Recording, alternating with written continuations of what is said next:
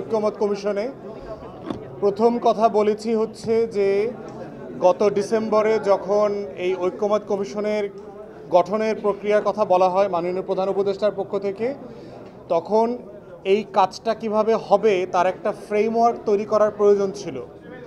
কারণ হচ্ছে যে ফ্রেমওয়ার্ক না থাকলে এই কমিশন আসলে কি অ্যাচিভ করতে চায়, কিভাবে অ্যাচিভ করবে এবং কোন ডেডলাইনের মধ্যে অ্যাচিভ করবে, এই স্বচ্ছতা এবং জবাবদিহিতাটা থাকে না।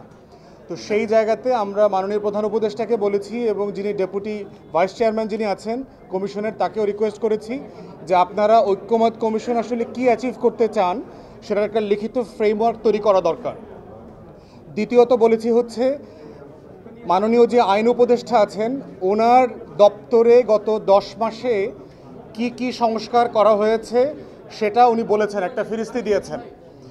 তখন আমরা বলেছি এটাকে রেফারেন্স করে যে একইভাবে গত 10 মাসে এই অন্তর্বর্তীকালীন সরকারের একটা আমলনামার খতিয়ান বাংলাদেশের জনগণের কাছে দেয়া দরকার।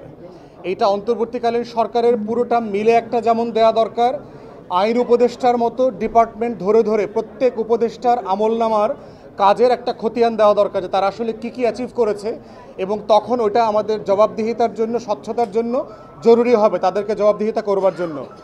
তৃতীয়, আমাদের পক্ষ থেকে যেটা বলেছি